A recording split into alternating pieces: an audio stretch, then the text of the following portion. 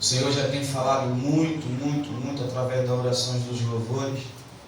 Eu sei que o vaso está ali no... Eu sei que você é vaso, vi Deus te usando aqui fortemente. Mas no meio da mensagem, se tu dá um tempo com esse rapaz aí também, lá na frente, divide que eu tenho um carinho muito grande por esse cara, esse camarada aí mexe muito comigo, por aquilo que Deus tem derramado na vida dele. E há muito tempo que eu não ministro com ele junto comigo, mas lá na frente, fica à vontade, lá na frente tu deixa ele dar uma dedilhada aí também. Quantos acharam? Amém. Amém? Louvado seja o nome do Senhor.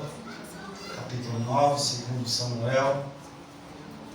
A minha versão diz assim: e Davi disse, os pontos, ainda alguém que resta da casa de Saul, para que eu possa mostrar a minha bondade por causa de Jonathan? Uma pergunta. E havia na casa de Saul um servo cujo nome se chamava Ziba, o qual ele o chamava até Davi. E o rei disse: és tu, Ziba? E ele disse: teu servo. É ele. Verso 3. E o rei disse: não há mais nenhum da casa de Saul, para que eu use e mostre de bondade de Deus. Veja que do verso 1 ao verso 3, a ordem da bondade muda. A primeira é a bondade de Davi. A segunda expressão de Davi para com o servo, que sabe a história de quem está esquecido, é expressada na seguinte frase: para que eu use de bondade de Deus. E Ziba disse ao rei: Jonathan ainda tem um filho que é aleijado dos seus pés. E o rei disse: onde estás? E Ziba disse ao rei: ele está na casa de Maqui, filho de Amiel, em Lodebar. Você senta adorando o Senhor, louvado seja o nome do Senhor. Uma palavra bem conhecida, uma palavra bem apregoada. Quem nunca ouviu falar de Mefibosete, de Ziba, de Davi, Jonatas e o rei Saul? Há um tema impletado nesses cultos, com ar profético criado e nascido pela vontade de Deus, introduzido no coração dos anjos da casa, que quer dizer uma expressão profética, uma oferta sobre o altar. Ela tem o poder de mudar o rumo da vida, da casa, dos projetos. É mais ou menos nessa linhagem, né, Cristiano? Então eu quero aqui chamar a atenção dos irmãos para que nós possamos meditar. E o tema dessa mensagem, ao qual quando eu fui pedir a direção a Deus, e esse tema nasceu do meu coração. Isso vou contrariar a luz da homilética, que eu não queria dar nome. Eu colocaria o nome dela: a minha mesa só vai mudar quando eu parar de ouvir quem não merece estar na mesa. É mais ou menos por aí. Tem um sentido nessa mensagem para mim que revela algo muito profético e profundo e muito minucioso nos pormenores, que me deixa a pensar e a entender que muitas das vezes no campo espiritual bênçãos são retidas porque eu deixo de dizer não e prefiro ouvir e alimentar aquilo que muitos dizem que é sim, mas na verdade para Deus é não. Veja a expressão para a gente entender aqui melhor. Davi, ele não é rei ainda. Davi, ele é preparado. Davi, ele é ensinado pelo seu cotidiano. pela sua história expressada na Bíblia e nos históricos livros que relata o tempo da monarquia. Entenda que Davi, agora nessa expressão, ele está reinando, ele está no trono e ele está com autoridade sobre toda a eira, pela posse dada e pela autoridade revelada de Deus para com a sua vida. Davi agora, ele lembra que quando ele necessitou, alguém acolheu ele de coração inteiro e disse: eu vou ser o teu amigo, de forma que eu faço um pacto contigo, porque ninguém vai abalar essa nossa amizade.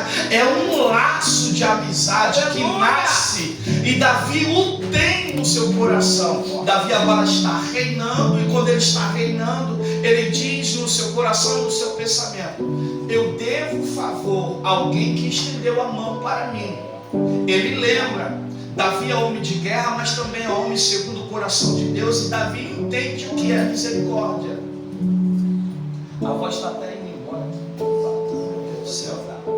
Preste atenção. Davi lembra que fez um pacto com Jonathan. Pergunta se tem alguém ainda da família para que ele use de bondade, porque ele sabe do pacto que ele fez. Lembrando-se que agora Davi não é mais servo, um tocador de harpa, ou um serviçal de guerra ou de palácio. Davi agora é rei. Então quem está lembrando que tem uma promessa com alguém é o rei. Então já deixo claro para alguém aqui nessa noite, que quando o rei faz um pacto, que ele diz que vai honrar, passe os céus e passa a terra, mas a palavra dele não passa. O rei lembra. Quando ele lembra, ele diz: eu quero honrar, eu quero correr, que eu não vou ter tempo de desenrolar tudo isso. Eu quero honrar. Tem alguém ainda? Alguém diz: tem. Mas a expressão que vem dita é assim, ó: tem. Ele está impossibilitado de sentar à tua mesa. Por quê? Porque é aleijado. Segundo história e segundo costume, não se adentrava na presença do rei quem era leproso ou quem era aleijado, porque tinha uma deficiência. Só que o rei diz: manda chamar, quebrando o aspecto de punição de quem entrega a mensagem ao rei. O rei diz assim: eu não quero saber quem está falando, se tem possibilidade ou não, manda chamar até a minha presença. Ele vai, aleluia, e traz agora quem está esquecido. É verdade, aleluia. Eu não quero falar aqui da expressão Lodebar. Todo mundo conhece essa expressão, mas eu posso desmiuçar e entender, porque texto explica texto. E tem alguém que diz assim: eu prego nos evangelhos, mas eu prego só nesse porque é profético, e esquece do Velho Testamento. Pregar só que tem cura é mole. Agora dá a palavra dizendo assim: ó, tu tem que ir por aqui, porque tu tem que ser curado. Eita! Glória!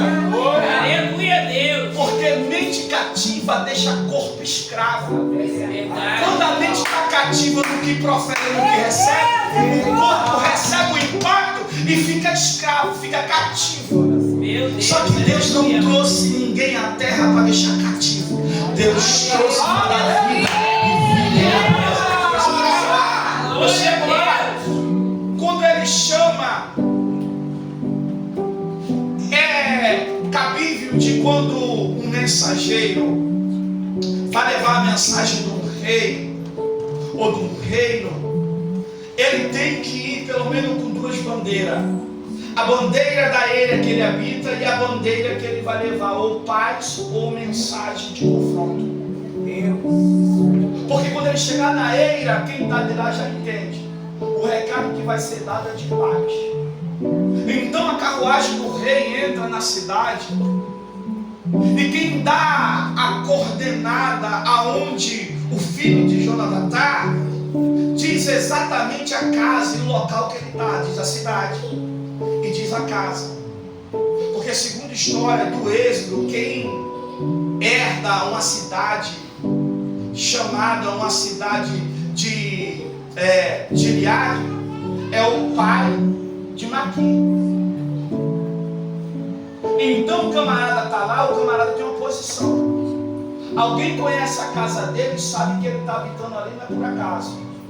Ele tem a sua casa e ele tem a autoridade de reter alguém à sua casa, porque esse camarada aqui não deu guarita simplesmente a Mefibosete porque ele era aleijado, não, porque ele sabia que era alguém que vinha da linhagem do rei. Se é da linhagem do rei, tem promessa. Então, mesmo que é aleijado, deixa eu cuidar que uma hora essa história vem à tona. Aleluia. Se tem história, eu guardo. Meu Deus, aleluia. Se é da linhagem real, tem história.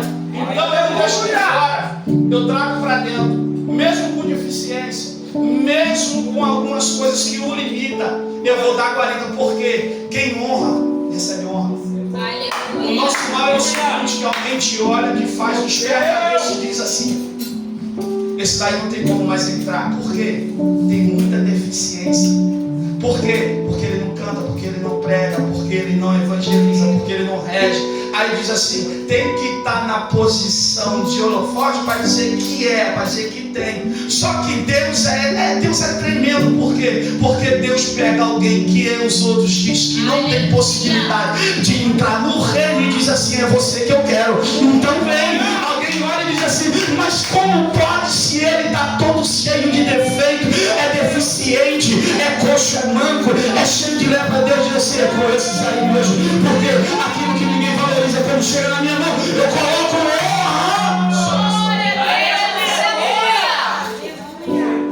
Esse texto aqui é muito, muito lindo.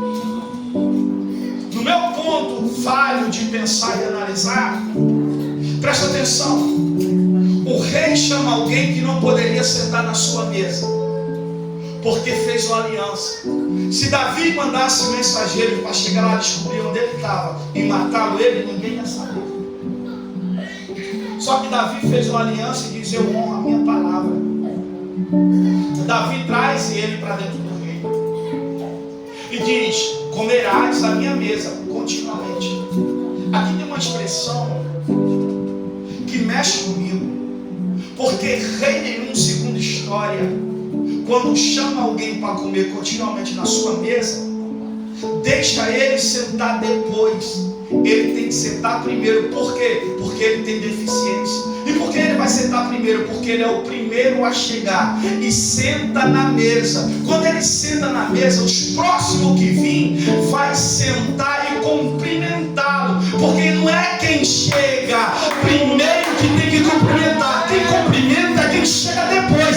Se ele está na cadeira, na mesa, sentado para comer, o pessoal que chega não vê a sua deficiência. Aí aqui é a primeira coisa, pastora, que a mesa deixa todo mundo igual, coração e mente igualzinho, porque não está vendo a deficiência, mas o rei sabe quem é e quem não é, quem tem e quem não tem, quem está leproso, quem está doente, quem está coxo, quem está manco. Só que o rei não chamou ninguém para apontar a sua deficiência.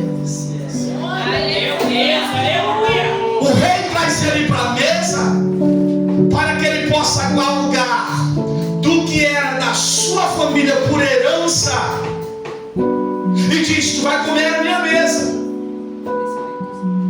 Só que quando tu sentar na minha mesa, ninguém vai te olhar com olhar de desprezo, porque tu vai sentar primeiro, rapaz. E quando tu sentar primeiro na mesa, ninguém vai te olhar por baixo para dizer assim, ó, tá com os pés tortos, tá com as pernas tortas, ele anda manquejando. Não, porque na mesa, a mesa diz quem é quem. Por quê? Porque na mesa se revela qual o plano de conversa, qual a palavra que sai na mesa. Porque se está sentado na mesa do rei, eu vou ter que honrar, porque o rei sabe quem ele chama. Só que os convidados do rei, depois dele, chega e não pode fazer acusação. Por quê? Porque não conhece a história. Quem conhece alguém? Só que aqui, para mim, me ensina muito, porque a mesa revela a mente e coração. Mateus 26 vai narrar a história que Jesus, falando com os seus discípulos, diz: daqui a 2 dias o Filho do Homem vai ser entregue para ser morto, porque era Páscoa. Mas se nós formos ler o versículo 2 e 3, vai ver que sobre a mesa do sumo sacerdote Caifás tinha os fariseus, os saduceus, os camaradas que entendiam de Bíblia, de Torá, de lei, discutia sobre Jesus para o matar na mesa do sumo sacerdote. A mesa revela o plano. Só que aqui eles planejam contra alguém que ensina a palavra, que prega a palavra, que traz a palavra de vida. Por que eles estão se revelando? Para o matar. Porque eles sabem que depois que ele lançasse a palavra, a mente ia ser livre. Lembra que eu falei que mente cativa deixa corpo escravo? Quando Jesus falava, a mente do povo era aberta. Não tinha escravidão de mente e nem de corpo. Ele liberava a palavra vinha com poder, o povo era liberto. Isso incomodava para quem entendia de lei, para quem entendia de palavra de Torá. O sacerdote, o sumo sacerdote Caifás dizia: opa, o camarada está vindo fazendo revolução. Nós vamos perder a nossa pose de doutor. Meu Deus, aleluia. Microfone nunca foi o ponto partida de dizer quem é e quem não é de Deus.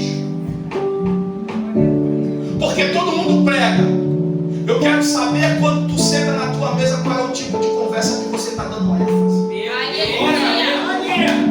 Qual o tipo de conversa que está dentro da tua casa, fazendo posição de autoridade? Como assim, que palavra é essa? Porque palavras proferidas liga campo espiritual de tal forma, ou retém ou libera a palavra de bênção, e chega a riqueza que muitos buscam dentro da igreja. Por que hoje nós não vemos mais a manifestação do Espírito Santo de Deus como antigamente? Porque pula e roda aqui, mas quando chega lá fora, fala mal do cantor, fala mal do pregador, fala mal do pastor, fala mal do obreiro, fala mal do baterista, fala mal do tecladista, fala mal do baixista, fala mal até da irmã que chegou a primeira vez e disse: quem é aquela irmã que veio toda descabelada com a roupa assim assada? Esse é o tipo de mensagem que estão falando pós-culto. Porque o que você recebe aqui são palavras proféticas. Quando chega dali para fora, você revela o tipo de posição que você quer na sua casa. Te explico melhor.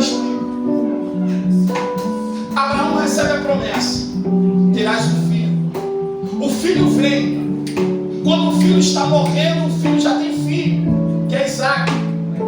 Isaac pede ao seu filho mais velho para trazer uma caça, fazer um guisado, que ele vai o abençoar.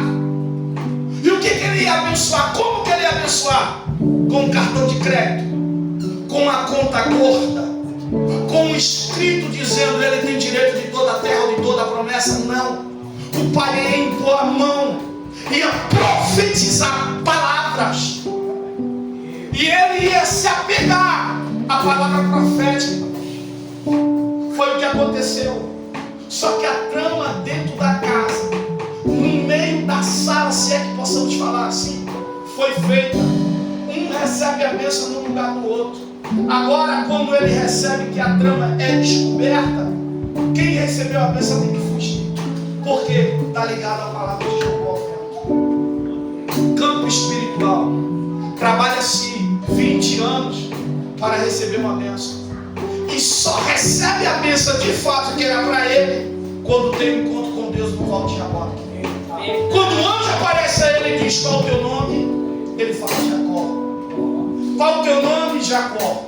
Qual o teu nome? Jacó. 3 vezes posição de estar ligando ou desligando uma palavra sobre o vento. Qual? Não será mais Jacó, Israel será o teu nome. Só que o toque de Deus dói. E deixa a marca. É melhor estar diante da palavra de Deus, sentando à mesa com um pouco, dia após dia, vendo a provisão pequena de Deus e não tendo muita fartura, do que sentar à mesa que está sendo proferido maldição, pensando que está bem, mas no fundo está morto. Pastora, me perdoe, e eu vou falar aqui, 80% dos nossos cantores e pregadores não estão valorizando a palavra. Eles querem apenas um momento. Quando chega lá fora, o papo dele não é mais vida no altar, é só tu viu, eu virei, aconteceu. Cristo não chamou ninguém para pregar no microfone, lançar a tua palavra e dizer assim: eu virei, quebrei tudo. Cristo está dizendo assim: se arrepende, para de dar ouvido à fofoca, coloca a tua vida no altar, porque as bênçãos que eu tenho para tua casa só vai acontecer quando tu começar a valorizar a palavra do rei. E quem valoriza a palavra do rei senta à mesa para desfrutar das bênçãos que ele der. Presta atenção. Estamos falando aqui de filhos de mesa. Apóstolo Paulo vai dar um grito em Romanos capítulo 8, verso 14, 15 e 16. Eu acho lindo quando ele faz essa expressão. Vou até ler. Romanos capítulo 8, verso 14, 15 e 16. Porque todos os que são guiados pelo Espírito de Deus, esses são os filhos de Deus, guiados pelo Espírito Santo de Deus. É eu querer ir por aqui e o Espírito gritar no meu consciente: ei, não é por aí, é por aqui. Mas a minha vontade está de ir por aqui. Não é por aí, é por aqui. É deixar o Espírito te conduzir. Mas para isso tem que ter uma sensibilidade e um entendimento que está nos versos por a frente, que é no 15, diz assim: porque os que recebem o Espírito de escravidão, para que outra vez esteja em temor, mas não recebeste o Espírito de adoção de filho, pelo qual foi chamado Abba, Pai. Tem duas expressões de filho no capítulo 15 e no 16. Paulo, quando escreve essa palavra, ele está escrevendo a três classes: vernaculada, verbalizada, que é para romano, gregos, você sabe. Só que no grego, essas duas expressões filho, dentro desses dois versículos, na expressão grega tem um termo ligado, segundo história, chamado ruios e tecnol. Ruios quer dizer filhos maduros, tecnol quer dizer filhos imaturos. O que nós temos muito é homens de posição dentro da casa do Senhor, levantados por Deus, sim. Eles pregam, eles cantam, eles evangelizam, eles fazem os mover, mas a atitude deles não é de filhos maduros, é de filhos imaturos, porque eles pregam hoje, é levado por Deus hoje, ele faz movimentação por Deus hoje, mas amanhã esquece que está na mão do Senhor, da ocasião acaba esquecendo o Espírito Santo, estão fazendo a vontade, mas Deus está levantando a geração que está como filhos de temor, dizendo: deixa, Senhor, eu fazer a tua vontade, deixa eu fazer o teu índice. Deus vai sacudir os nossos pombos e vai levantar uma geração que verdadeiramente queira fazer a vontade do Pai e entender que a aliança foi paga por um preço muito caro. Qual é a dificuldade hoje de você receber o seu milagre? Se para você é milagre, põe na tua mente: o que elevaria o teu ego hoje? O que te deixaria feliz hoje? Se Deus falasse para você hoje assim, pode pedir. Hoje tu vai ter o que você vai pedir, pode pedir. Agora eu te pergunto, esse teu pedido vai te deixar mais firme com Deus? Ou vai alegrar o teu ego?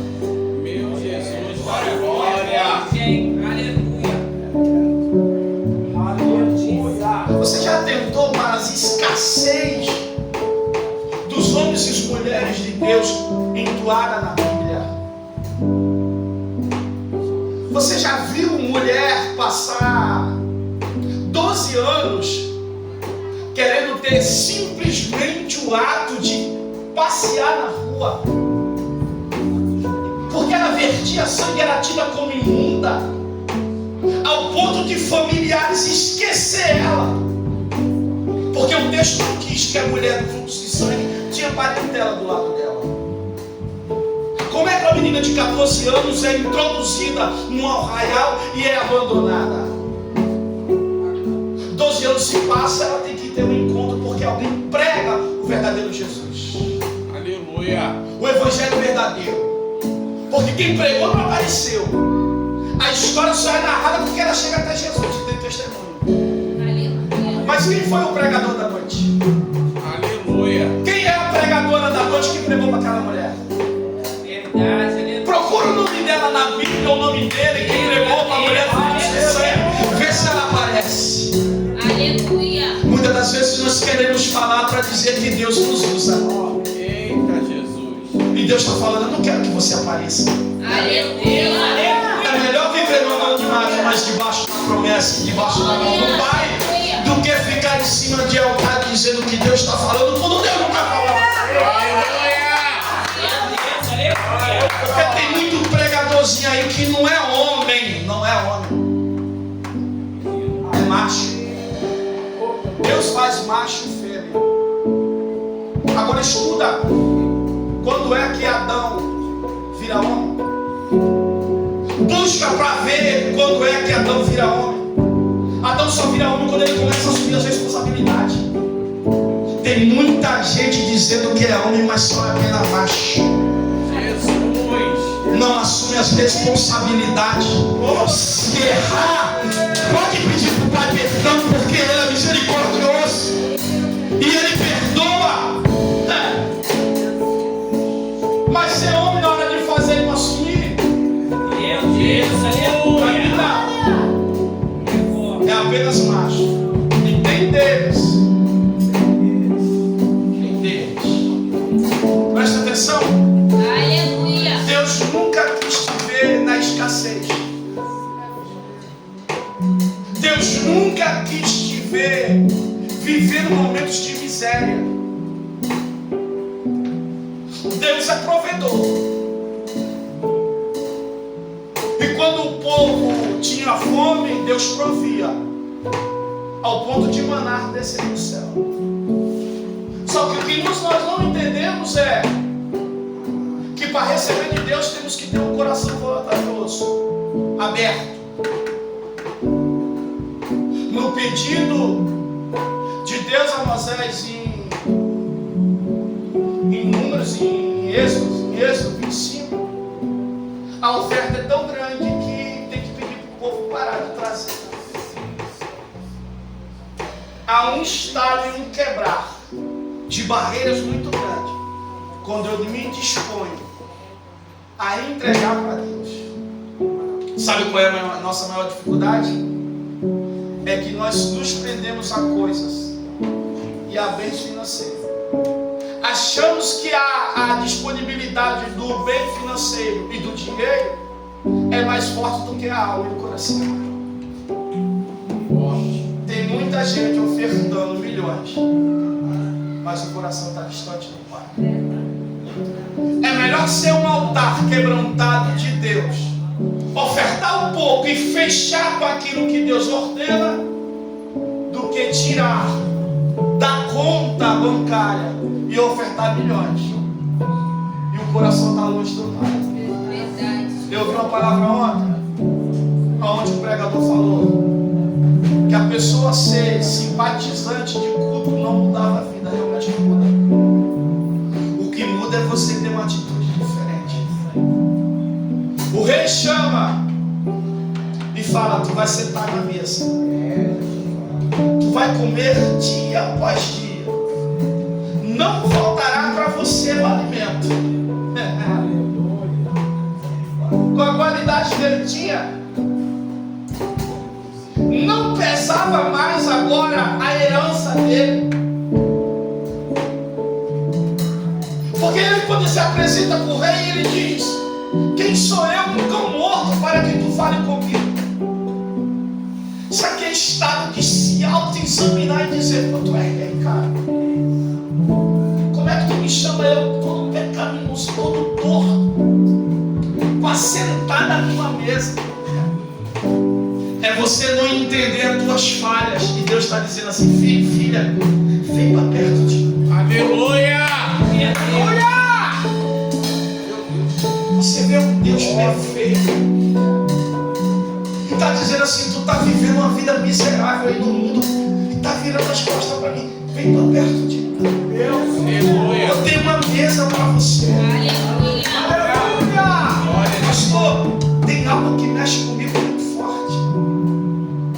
Porque nós somos criados por Deus para vencer. Somos treinados para dar errado. A vida nos quer introduzir um ritmo que primeiro eu tenho que ter para dizer que sou do reino. E do reino é diferente. Quando você diz que não tem, se coloca, é que o reino se apresenta para você. Você é herdeiro. Você é herdeira.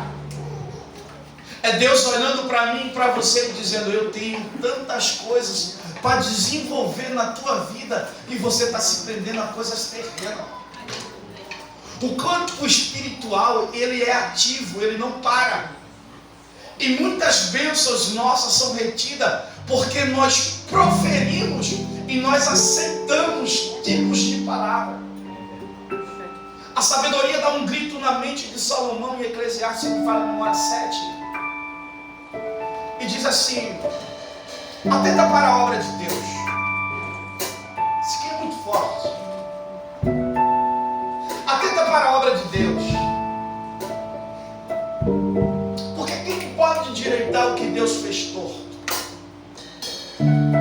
No dia da tua abundância, goza do bem. Mas no dia da tua escassez, considera.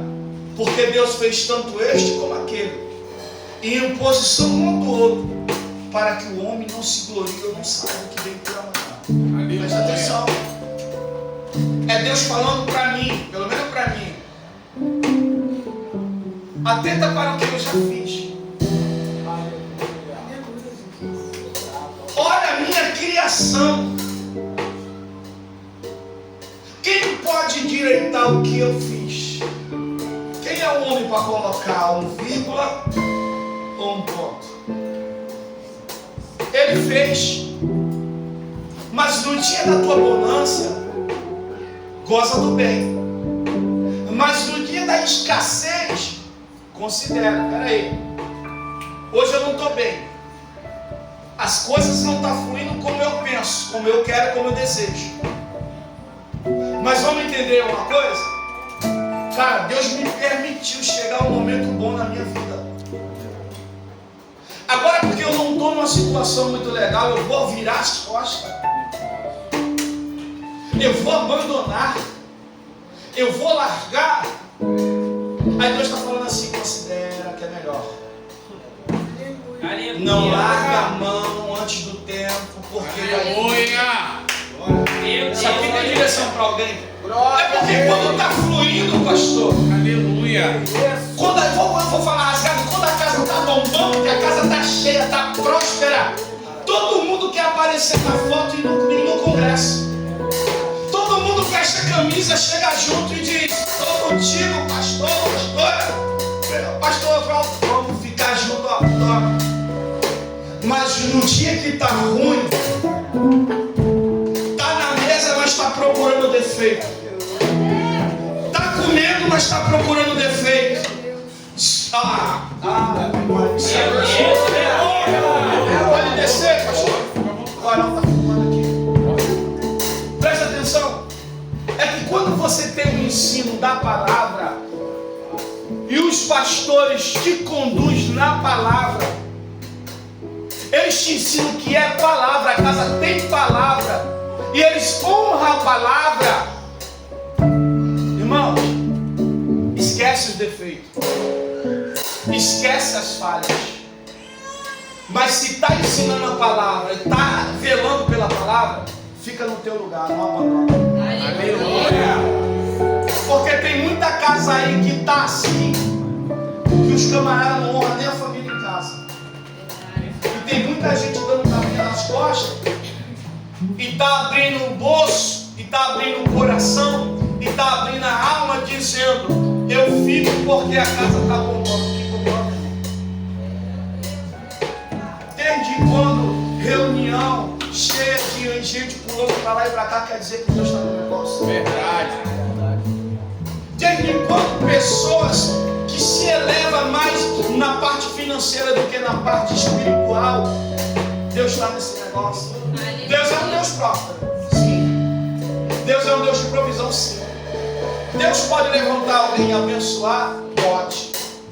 Mas se não valoriza a palavra, Deus não está no negócio. Aleluia. Deus diz assim, ó: eu sou o Deus dono do ouro e da prata. Ele abre, ninguém fecha.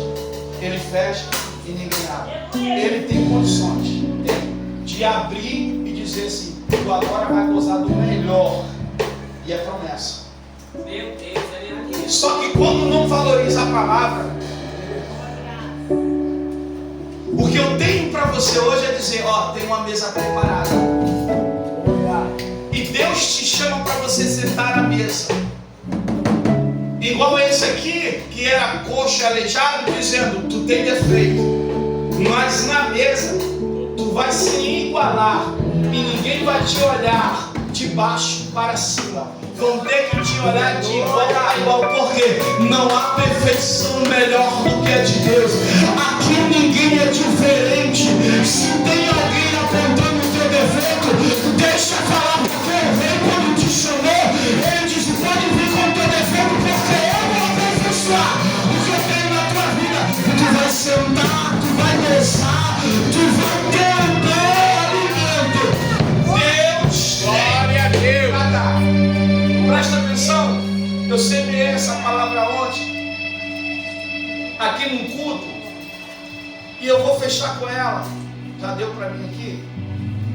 Só não vou longe. Davi, quando é chamado pelo seu pai Jessé, ele está esquecido, os rumores de guerra estão rolando.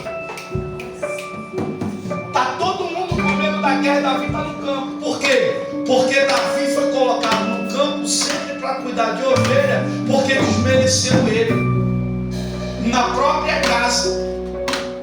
Só que quando Deus tem um projeto, Deus sempre faz a autoridade da casa lembrar que ele está esquecido, Aleluia.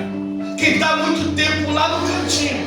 Então, pera aí, não venha dizer para mim que tempo de banco é motivo para alguém sair da igreja. Não, quem não está sendo movimentado na igreja ainda, se está obedecendo a palavra, calma, que uma hora Deus vai fazer o sacerdote chamar. Deus manda, através da memória de Jessé, chamar Davi. Davi está esquecido. Só que a mensagem que Deus dá a Jessé é o seguinte: pega na tua mão grão tostado, pão e queijo, vai ser honrado os irmãos que estão na peleja, o chefe da peleja que conduzia o soldado, e Davi vai ter que trazer mensagem para o seu pai para saber como seus irmãos estão. Davi toma na sua mão grão tostado, pão e o queijo. Os alimentos são divididos. A comitiva de Davi, se é que possamos dizer que é comitiva, que ele ainda é apenas um serviçal, mas com autoridade divina sobre a sua vida, ele vai até o campo de guerra, os seus irmãos estão guerreando, mas a afronta do inimigo é tão grande, porque quem está na peleja está com medo somente do barulho, e muitas das vezes barulho não quer dizer que é afronta de verdade. Deixa quem quiser gritar, porque aqui não é grito, aqui é mover de Deus. Quem manda é ele, quem faz é ele. Davi chega no campo de guerra e diz: eu trouxe para vocês grão tostado e pão, alimento pronto. Não é semente, alimento pronto. Eu faço questão de dizer isso aqui. Semente é você dar hoje, ela plantar e amanhã ele vai colher, ou daqui a um mês, 2 meses, 3 meses, não sei, depende da semente. Mas Davi leva pão e dá o pão. Jesus diz que ele é o pão da vida. Davi, na simbologia de guerra, estava introduzindo Jesus dentro daquela guerra, para que alguém que estava comendo o grito, que vinha rumores de guerra, saber que tinha pão na peleja. O pão sempre foi um alimento perfeito para dar força a quem estava vivendo com luta de guerra. Quando ele chega diante do seu irmão, alguém diz assim: ó, eu reconheço a tua proteção. Cadê as poucas ovelhas esmalhadas que tu toma conta? Desqualificação de quem chega no ambiente pelo posto que ele exerce. Davi me escute? Não. Davi vira as costas e pergunta: o que é que é ser feito para quem derrubar os gigantes? Aí Davi descobre: quem derrubar o gigante fica livre de imposto, que a genealogia de Jesus.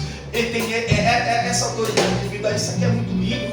Aí Davi diz assim: é mesmo? Então eu vou à peleja. Só que introduziram a vestimenta de quem não era para ir. Davi diz: eu não vou com a arma de ninguém. Fui treinado, o meu deserto é treinamento. A minha estação. Pastor, abandono não é abandono, é treinamento de Deus. Muitas das vezes as pessoas estão de um lado para estudar e estão esquecendo. Aí Deus está falando assim: ó, eu estou te preparando, porque vai vir dias que tu vai usar a tua autoridade que foi aprendida. Não é escassez, um Deus que está contigo no deserto, no vale, no abandono. Davi chega. Oh, Jesus lindo. Davi chega e diz: vou guerrear. Só que a história diz que Davi carregou 5 pedras. Ele mata o gigante, você sabe disso. Quando ele mata o gigante, a pedra acerta na testa, só que o gigante cai, ele corta a cabeça e ele volta. Só que quando ele, segunda história, quando ele chega para conversar com o rei, ele introduz as 5 pedras sobre a mesa. Aí o rei diz assim: rapaz, tu conseguiu matar um gigante com 5 pedras? Ele falou: não era assim. Era assim que era. Quem conhece a minha história sabe que o filisteu não guerreou só com um. O inimigo ele não vem só com um. Então não fica alegre porque você ganhou uma vitória e vai ficar no descanso, porque ele sabe como investir. E outra, no nosso meio, tem muita gente se organizando melhor do que o evangelho. Porque tem muita gente que quer fazer de qualquer jeito. E quando alguém fala assim: ó, desse jeito não vai, aí fica de cara feia. Não está se organizando nem na mesa de casa, quer mandar na igreja. Meu Deus! Não faz nem na casa dele e dela, quer mandar na igreja, quer fazer na igreja, quer mandar na igreja. Se fosse comigo eu fazia assim, mudava assim, colocava assim. Pastor, eu não sei, isso aqui tem direção. Organiza a tua mesa para depois que tu chegar na casa do Senhor, Deus vai te usar com excelência. Os teus pastores vão ver que você está sendo usado por Deus. E aí ele vai dizer assim: o Deus está te capacitando nesse teu esquecimento. Então se prepara aí em casa, para depois fazer aqui. O culto não começa aqui. A primeira vez, a primeira oferta começa lá na tua casa. Quando eu venho aqui dizer para mim: se fosse eu fazia assim, se fosse eu não, a casa de Deus nunca foi bagunça. Quem quiser fazer bagunça, pode falar. Quando eu vou fazer.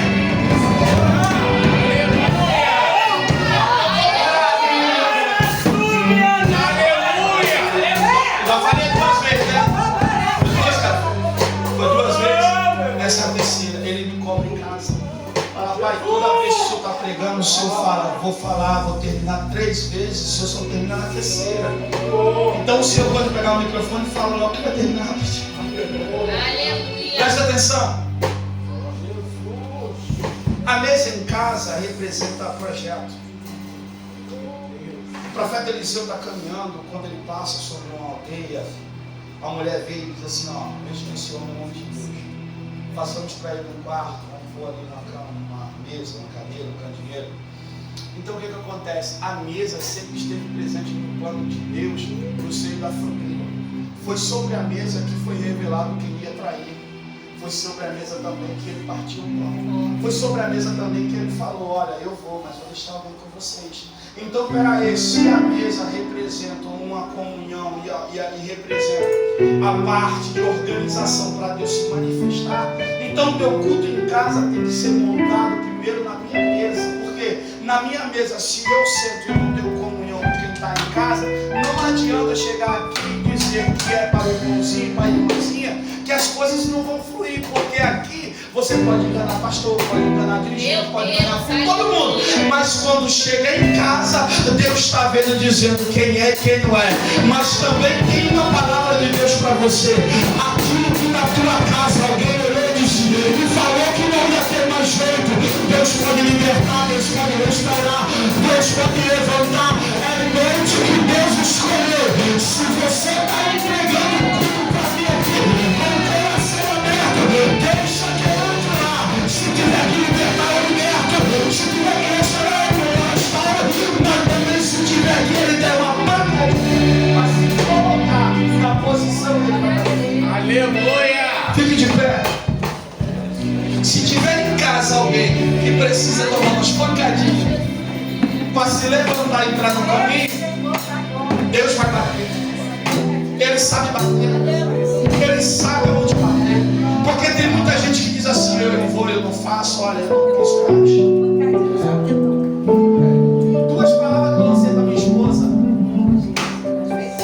quando eu não era convertido. Não larga o futebol. E não larga a minha loira que era cerveja. Bebia para dormir e acordava para beber.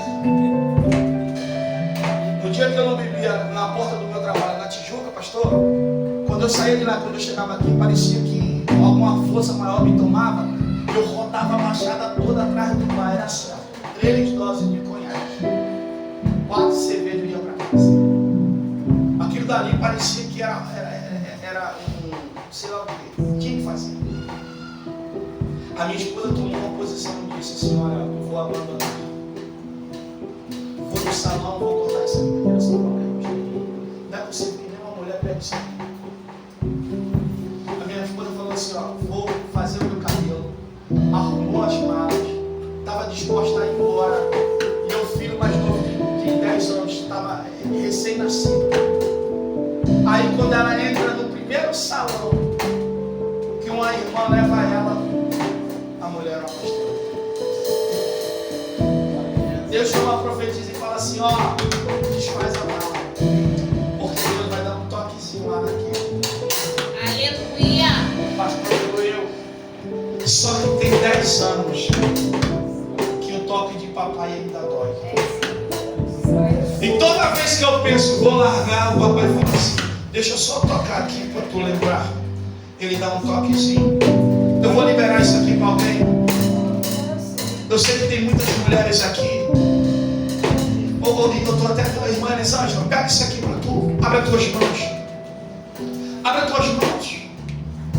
Deus vai entrar com provisão na vida do teu esposo. Eu não sei os dias que tu está passando na tua casa. O teu esposo é do altar. O teu esposo é chamado, escolhido por Deus. Ou ele se conserta com Deus, ou Deus vai dar um toquezinho lá e tu vai ver que é Deus tratando com ele. A tua casa não será mais a mesma. Os teus substitutos não será mais o mesmo. A partir de hoje eu profetizo como ministro do Evangelho. Alguém que já foi transformado pelo toque do Senhor. Deus vai entrar com provisão na tua casa. Tu saberás que Deus meteu a mão sobre a tua casa, sobre a tua vida. Nesta noite, em nome de Jesus, você que está aqui, abra o seu coração, Pai, eu oro sobre a vida do teu filho e da tua filha. Eu peço a Deus